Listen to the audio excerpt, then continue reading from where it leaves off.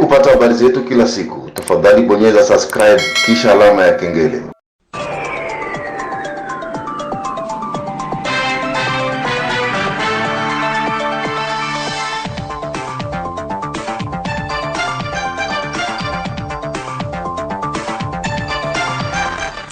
Ujambo mpenzi msikilizaji wa Radio Kivu popote pale ulipo, ni kwamba matumaini yangu makubwa uko mzima wa afya, na wakati kama na huu huko kando kando radio yako ili kuweza kusikiliza matangazo yetu, na ukaribisha kuweza kusikiliza uchambuzi wetu wa habari ambao unagubikwa na habari muhimu leo hii. Uchambuzi wa habari toka waandishi wetu mbalimbali, makala michezo na burudani, pamoja na habari za kitaifa na zile za kimataifa. Msomaji wako wa siku ni Omari Makelele Ozile, upande wa pili na Sadori kijana Antoine Malashi. Nasema karibu na tuambatane kwa pamoja mwanzo hadi tamati.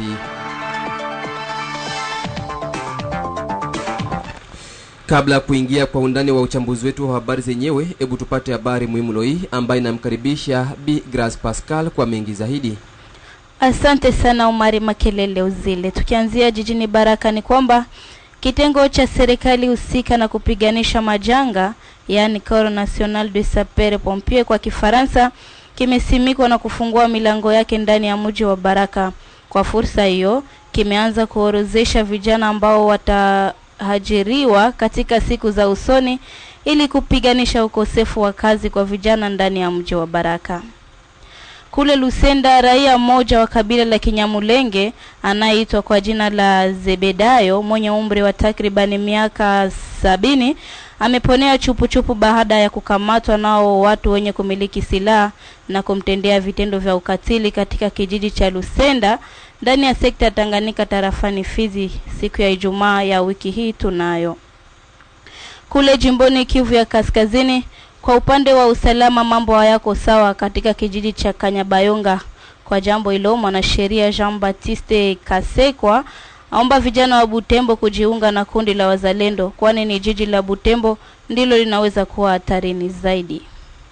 Na mwishowe ni habari za kitaifa ambako Rais wa Jamhuri ya Kidemokrasia ya Kongo Felix Antoine Tshisekedi amewasili Jumamosi ya tariki 23 Machi mwaka 2024 mjini Lusaka, Zambia, kwa lengo la kushiriki katika mkutano wa kilele cha SADC unaoangazia usalama mashariki mwa Jamhuri ya Kidemokrasia ya Kongo.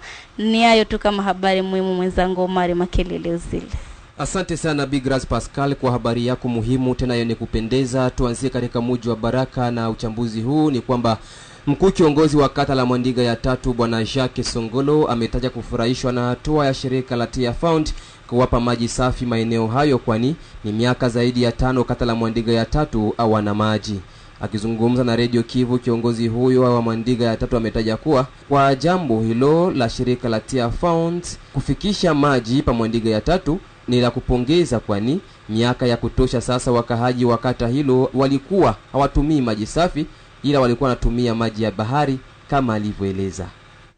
Ndiyo, kama mimi kiongozi wa Mwandiga ya 3 tunayo furaha kubwa, tena kubwa sana kwa kupata maji.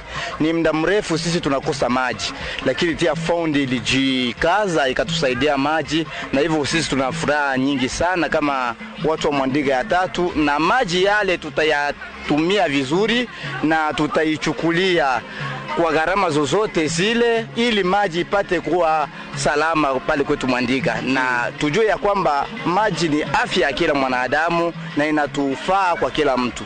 Hicho ndo naweza nikasema, na tunashukuru meya wa jiji ambaye alijituma na kupatia watu nguvu ya kuja kututengenezea maji pale kwetu Mwandiga.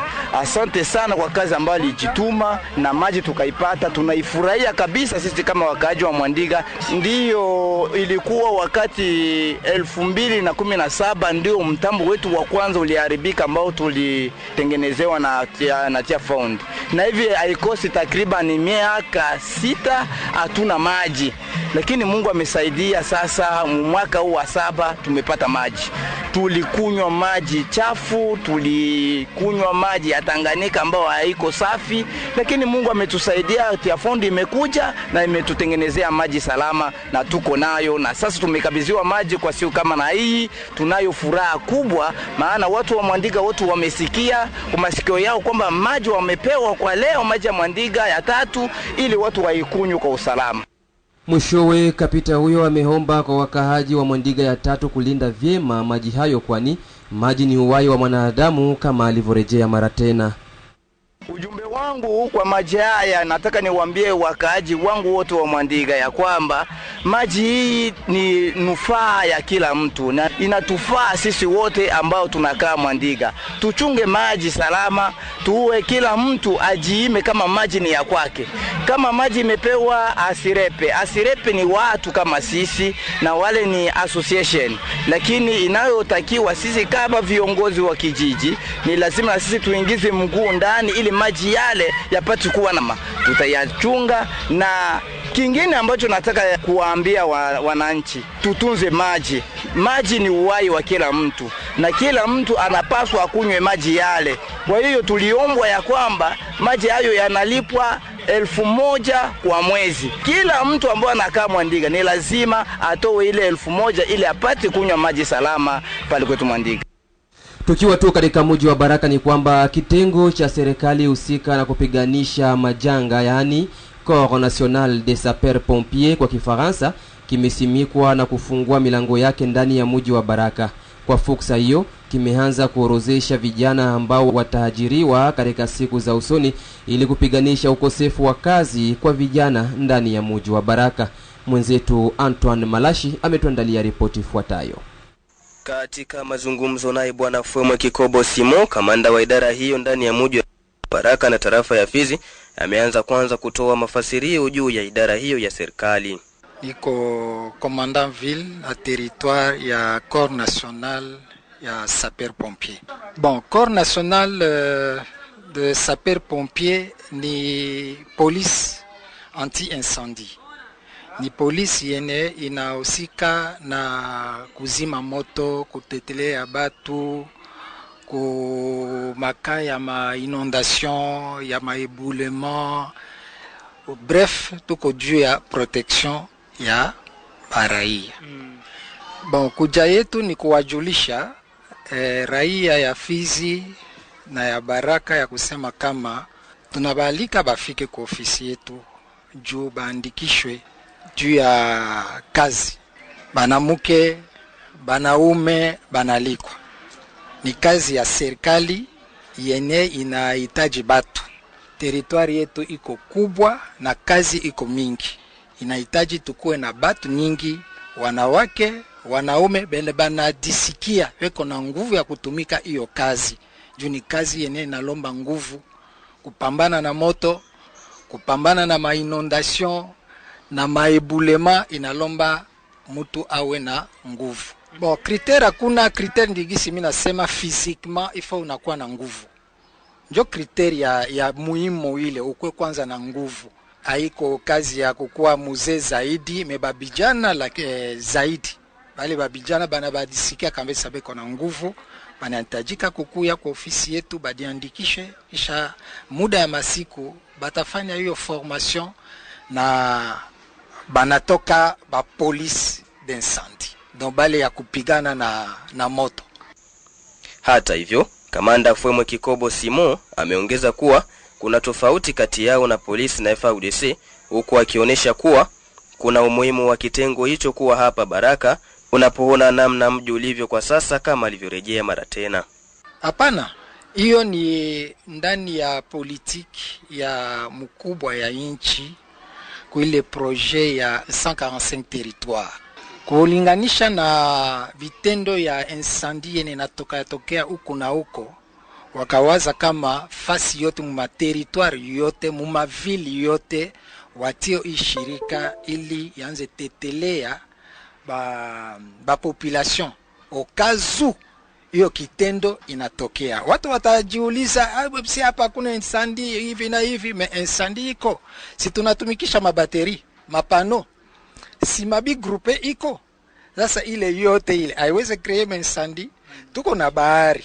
maboti inatembea, kama inafanya ajali kule, wanani watawatetelea? Njo hiyo police d'incendie. Watu wakisikia police, sisi hatuna bunduki, sisi tuko na ile kizima moto banaita extincteur, na ndio tutafunza batu kujua namna gani ya kupigana na moto, namna gani ya kusaidia batu ili maajali zaidi isibafikia. Bon, besoin tunatajika watu juu formation wengi njo wanakimbiaka, paske sisi ni bapara militaire. Tunafanya kwanza formation ya kijeshi kidogo, na kuile formation njo wengi wanakimbiaka. Mfano sisi tulianzaka mingi wakati tunafanya formation, me tunajikuta mwisho tunabaki wadogo. Fizi yetu iko kubwa na inalomba watu. Baraka yetu nayo iko kubwa, inaomba batu. Sisi tuna besoin ya batu bakuye bajiandikishe. No, ni kitengo ya serikali iko mu ministeri ya interieur. Ministeri ya interieur iko sawasawa na PNC. Donc sisi tuko wako mwile ministeri ya interieur. Na halipoulizwa ikiwa watakaoajiriwa kwenye kitengo hicho watalipiwa na serikali au itakuwa kwa hiari, Fuemwe Kikobo Simo ametoa mwangaza tosha juu ya swala hilo. Ndiyo, paske ni mu ministeri ya interieur. Kama tunasema abalipiwa, eske police PNC abeko nalipiwa, FRDC abeko nalipiwa, banalipiwa kawaida. Na sisi ministère ou republique ina prevoir budget spécial yenye itakuwa inalipiwa wale batu. Après formation kutakuwa contrôle biométrique itakuja, kisha bale batakuwa reteni batapewa matricule na batakuwa mécanisé. Ni vraiment ni service ya leta. Tunalomba tu vijana, surtout vijana, tunafanya constat vijana mingi hawana kazi. Iwe wanawake, wanaume hawana kazi. Bakuje bajiandikishe kazi, njo iyi njo maana tunajidone pen ya kuwajulisha kama bakuye. Kesho isikwe malawama wakati wataona wengine wanakuja kutoka huko na huko wanakuya tumika hapa hivi. Susi yetu wa jeune, wanawake, wanaume wa Fizi, Baraka bakuye, njo kazi hii. Tufahamishe kuwa kazi za kuorozesha watu ambao wataajiriwa zinapangwa kuanzishwa rasmi tariki 24 Machi mwaka 2024 kwenye kata la Kalinga Kaskazini, pembezoni na kanisa la Kimethodist ini. Tujelekeze huko Lusenda. Ni kwamba raia mmoja wa kabila la Kinyamulenge anayeitwa kwa jina la Sebedayo mwenye kukadiriwa kuwa na umri wa miaka 70 ameponea chupuchupu baada ya kukamatwa nao watu wenye kumiliki silaha na kumtendea vitendo vya ukatili katika kijiji cha Lusenda, sekta ya Tanganyika, tarafani Fizi, siku ya Ijumaa ya wiki tunayo. Kwake Bonenge Leopold Kibangula, mkuu kiongozi wa shirika la raia ndani ya sekta ya Tanganyika, ameanza kwanza kukemea kwa hali ya juu kitendo hicho halifu dhidi ya raia asiye na hatia kwa kisa kuwa ni Mnyamulenge. Upande mwingine ametoa picha halisi ya hali ilivyokuwa kunako laini ya simu ya redio ya kijamii Kivu. Nilipenda kujulisha hali ambayo imetokea pale jana katika kijiji cha Lusenda. Kuna bwana mmoja ambaye alikuwa kitoka Uvira kijelekeza katika kijiji cha Bibogobogo. Alikuwa akiletwa na motari. Walipofika Lusenda, vike ilikwisha kuwa jioni, motara kaofia usalama wake na usalama wa abiria ambaye alikuwa anapeleka, kwa sababu alikuwa ndugu wa kabila la Kinyamurenge. Alafu ikabidi amshushe yule abiria, amtafutie pikipiki nyingine ya kuweza kufanya jonction. Sasa aliporudi, kwa sababu alikuwa anamwacha ngambo za kule kwa Lulinda, kule kukorosia kuingia kwa Lulinda, ikabidi arudie Lusenda centre kutafuta pikipiki ya kuweza kumpeleka hadi Lweba. Aliporudi akakuta tayari mtu yule amebakwa na kupelekwa porini. Alafu kule wale ambao wampeleka porini wakaanza bishana, wamoja wamuue, wamtendee vibaya, wengine wakasema hapana, heri wamurudishe. Basi baada ya kumpiga ikabidi wamurudishe, wakamwelekeza kwenye kituo cha FRDC, na ndipo ambapo amelala pale jana. Nafikiria leo wamemusafirisha kuelekea kule Bogobogo ambako alikuwa akienda.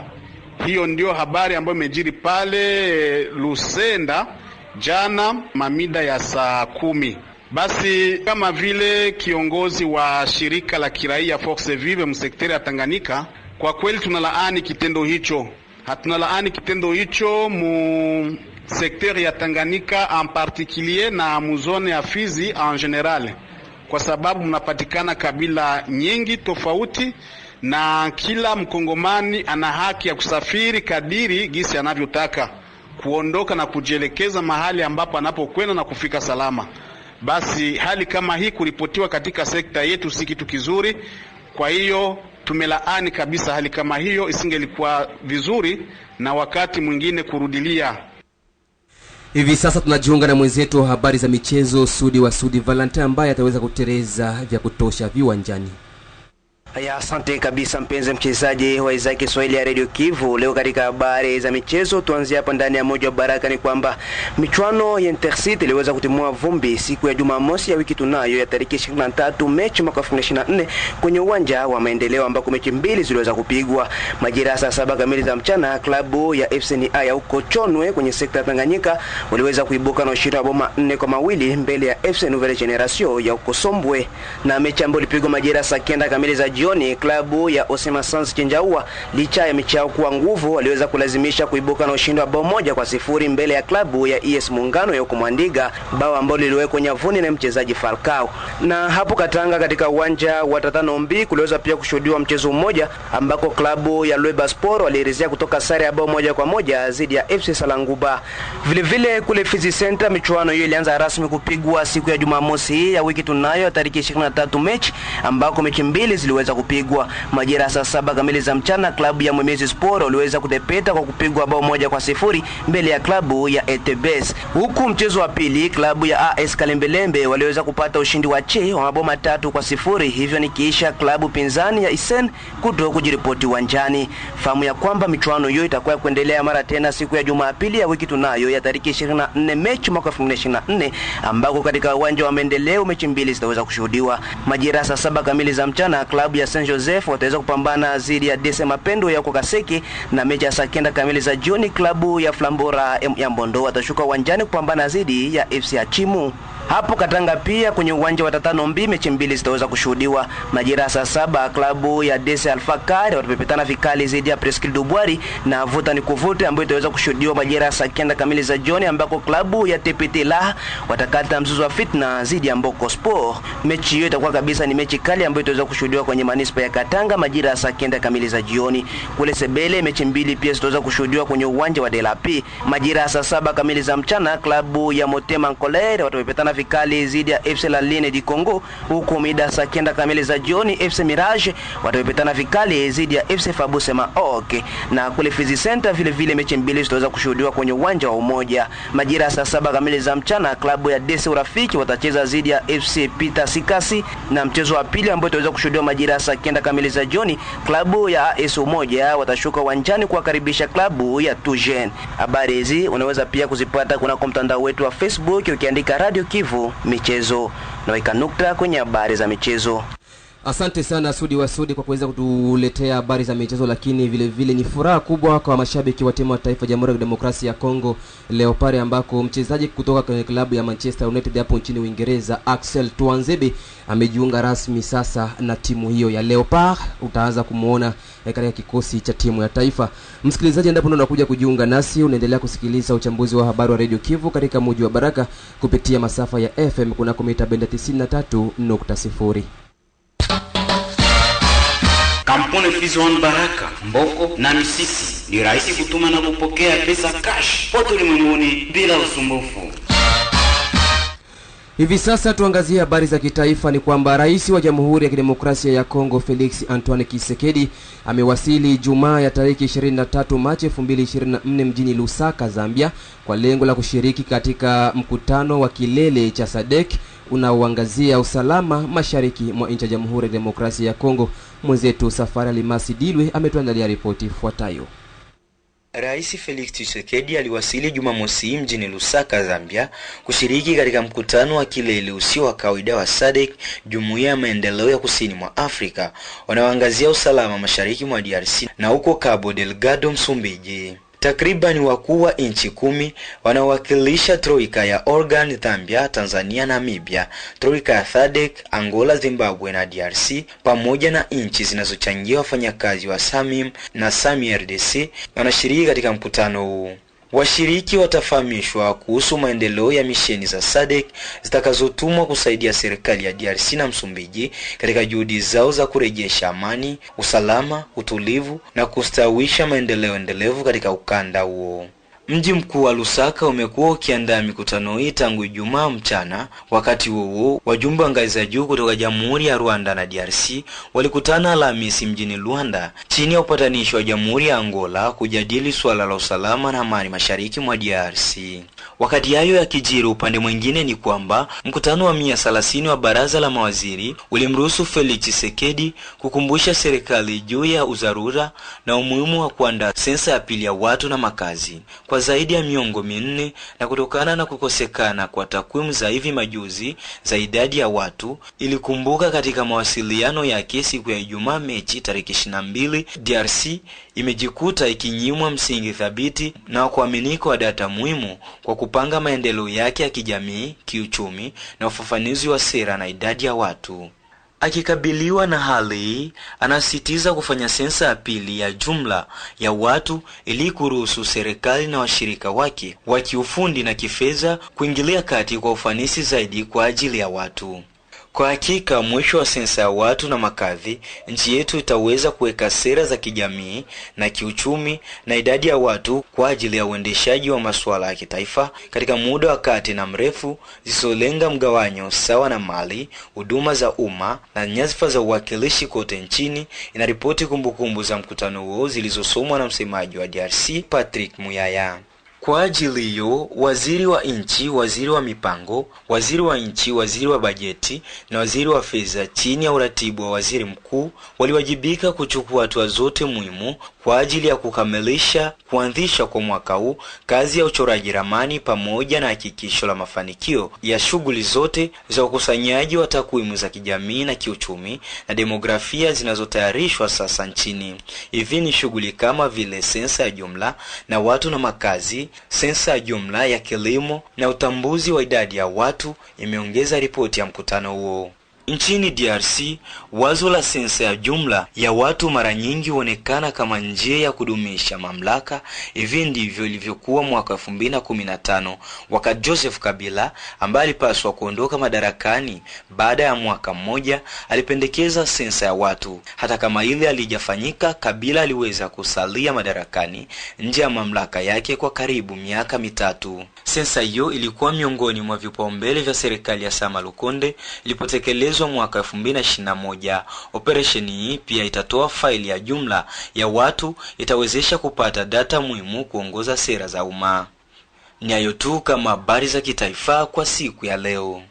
Asante sana Safari Alimasi kwa habari hizi za kitaifa. Msikilizaji, tujielekeze huko Butembo, jimboni Kivu Kaskazini. Ni kwamba kutokana na usalama mdogo ambao unaripotiwa katika kijiji cha Kanyabayonga, mwanasheria Jean-Baptiste Kasekwa ameomba vijana wa Butembo kujiunga na kundi la wazalendo, kwani ni jiji la Butembo ndilo linaweza kuwa hatarini zaidi.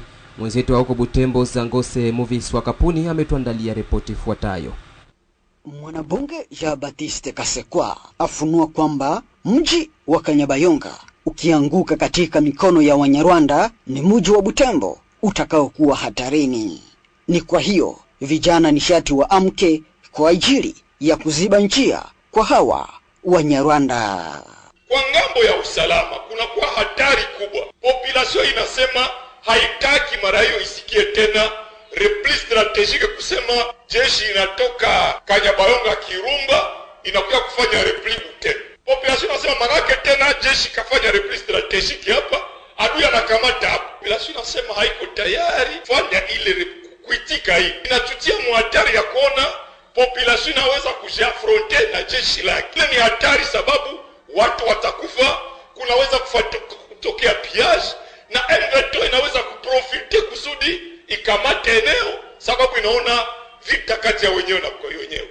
Naita chef de l'etat akamate hatua za kurudisha confiance entre population na armée. Population inasema wasoda wako capable, walipigana Kirima, walipigana Nyanzale, lakini jinsi raia wa Butembo walivyoungana miaka iliyopita katika malengo ya kupambana na operesheni iliyokuwa ikiitwa Efasele Tableau, hivyo wafanye kwa kupambana na M23 chini ya uongozi wa Paul Kagame. Hatari ingine ni kwamba tumeona M23 wamefanya masakre Kishishe, sababu kulikuwa resistance. Kanyabayonga, Kirumba, Kamandi na Mulubero yote population nasema hata kama watafanya repli strategique M23 inashituma kuingia, hakuna hata mtu mmoja ambaye atapigia wa M23 mikono. Ni kusema population ta resiste. Population nasema hatuwezi toka Kirumba, balisha tufukuza mu mashamba yetu ya Kiwanja Kibirisi. Isese inatufukuza mu shamba zetu Kamandi. Hatuwezi endalima Miri, wanatufukuza Beni, wanatumasakre Mambasa, Irumu. Manake wakatufukuza kutoka Kirumba, Kanyabayonga, Kamandi, wanasema twende kufia na njala Butembo. Alo wanasema si Kirumba urie. Ni kusema kutakuwa resistance. Na sababu watu wa M23 wanakonsidereke wakazi wote wa Lubero, Butembo ni wa Mai Mai, M23 itafanya mamasakre kubwa kushinda ya Kishishe, mamasakre sawa zile za Kikyo. Naomba tukamate sote mamesure za kuempeshe eventualite ya M23 kuingia Beni Lubero Butembo, na hii mesure inalomba kwanza kuretablir confiance.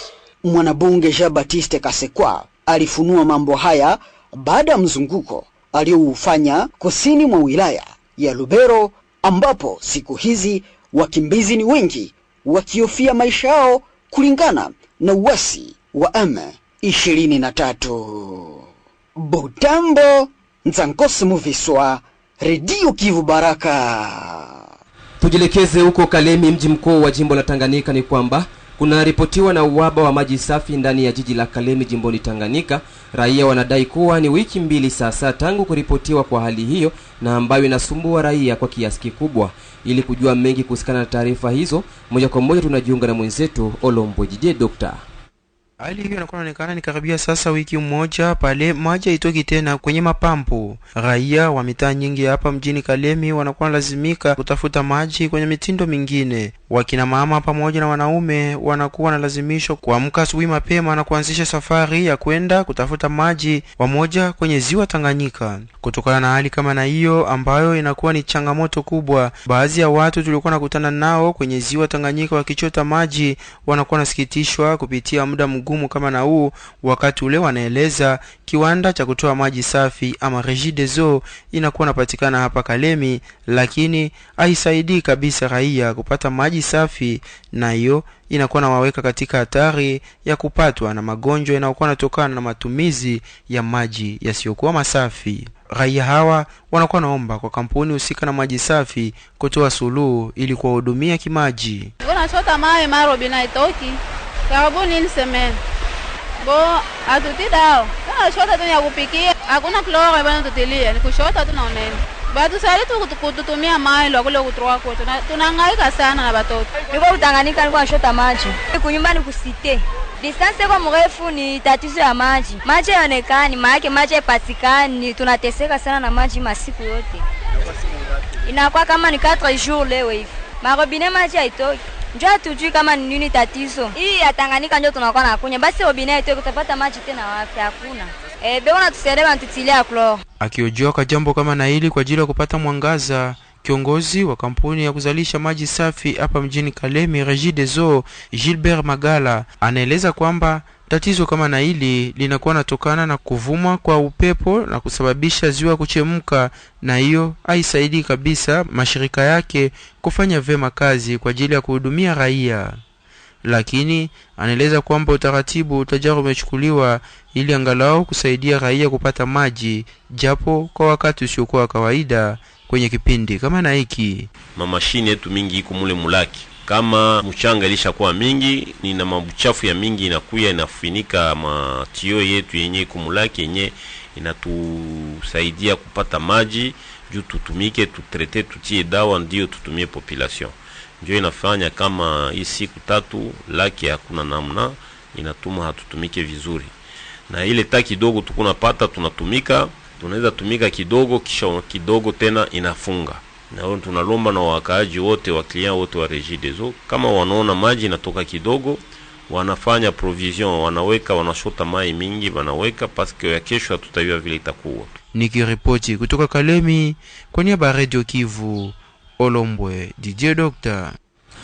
Tumalizie na huko Lubumbashi, mji mkuu wa jimbo la Okatanga, ni kwamba chama cha ACGD kimeendesha mafunzo kwa wanawake mbalimbali mjini Lubumbashi siku ya Ijumaa ya wiki hii ili kujikinga na magonjwa ya saratani yanayogusa kiungo cha uzazi. Radio Kivu Lubumbashi, tunajiunga na mwenzetu Espoir wa Kilongo Itel kwa ripoti kamili. Wanawake kutoka vitongoji tofauti vya Lubumbashi walishiriki katika mafunzo ya kujikinga na saratani na magonjwa mengine ya zinaa Jumaa hii Machi 22, 2024 ili kukuza wanawake na kuwekeza kwa wanawake. Chama cha Muungano wa Haki na Maendeleo cha Kongo ACGD kiliandaa mafunzo kwa wanawake na baadhi ya viongozi wa makanisa katika kata la Jolie City kusini mwa jiji la Lubumbashi. Akizungumza wakati wa kuanzisha kwa hafla hiyo, mtendaji wa ACGD Mbui Mwamba Claudine alitumia fursa hiyo kuwashukuru na kuwapongeza wengine wote waliojitolea kwa mwili na damu kufika na kushiriki mafunzo hayo muhimu yatakayowawezesha kujua namna ya kujilinda dhidi ya saratani. Atusaidie kuprevenir pour que les pires ne nous arrivent pas. Nous tous pour concerner, y compris moi-même. Parce que maintenant, on va prendre un âge. Mais il faudra dans le pour que les pires y atteignent. Alors merci beaucoup de la disponibilité et nous. Merci pour ce moment. Alors je pense que le médecin sera large. Ça veut dire, il va au chier, maman, il ne faut pas te gêner, s'il te plaît. Mais la quand tu vas te gêner, en tout cas, je m'excuse beaucoup. Oh non, mais à quoi on a monté ta kucheka? Maman, alléluia. Shibote tunakufunda. Kwa upande wake, Daktari Malenga Frank, mwalimu wa tukio hili, aliwaelimisha washiriki jinsi ya saratani ya utumbo mpana na uterus kutokea. Alichukua fursa ya kipindi hiki cha elimu kuwaonyesha watu jinsi ya kujilinda na kujikinga na maradhi haya. Donc le cancer du col va évoquer Beko. Il est malade, donc le point de départ c'est une infection sexuellement transmissible qui est due au virus papillomavirus humain. Dû à nini, il est malade, il a. La première des choses, c'est le rapport des activités sexuelles. Donc mon toto, un rapport sexuel exagéré. C'est la raison pour laquelle je dis que ce thème est très important pour éduquer nos enfants. Wanawake na wasichana waliohudhuria mafunzo haya walipongeza ACGD kwa maono haya na kuwaomba kuendeleza aina ya mafunzo haya. Katika shughuli hili walipata pia nafasi ya kuuliza baadhi ya swali zilizokuwa na wazingua katika maisha yao. Mjumbe wa chama hiki Mbui Mwamba Claudine mwishoni mwa hafla hiyo alitoa neno la shukrani kwa wageni wote na kuahidi kuendeleza mafunzo ya aina hii haraka iwezekanavyo. Ilikuwa katika mazingira ya furaha ndipo tamasha hili limeenda kumalizika.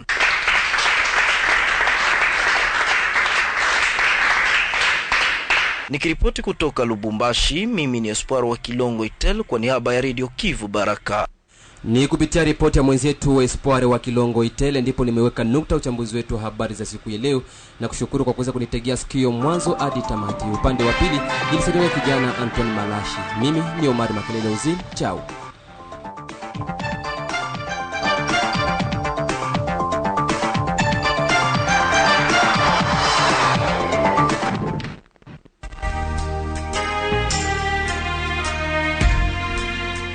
Taarifa hii ya habari ni kwa udhamini wa kampuni ya kutuma na kupokea pesa Fizi One.